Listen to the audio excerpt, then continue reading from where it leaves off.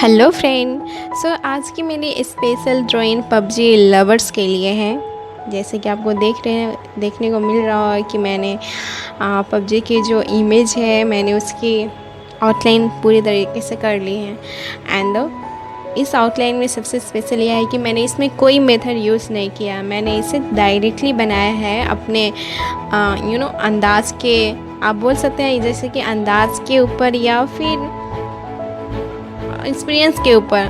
But मैंने इसमें ना कोई मेजरमेंट की है, ना ही कोई ग्रेड मेथड यूज़ किया है, ना ही कोई भी मेथड मैंने यूज़ नहीं किया। बस इससे डायरेक्टली मैंने मोबाइल में इसकी पिक देखी एंड इसकी डायरेक्टली मैं आउटलाइन करके गई। एंड बहुत ही परफेक्टली इसकी आउटलाइन बनी है। तो इसमें हम शेडिंग का काम करना शुरू करेंगे, पर मैं बताऊंगी कि इसमें मैंने आउटलाइन मैकेनिकल पेंसिल यूज़ करके की है। जैसे आप देख सकते हैं सेलो का मैकेनिकल पेंसिल। एंड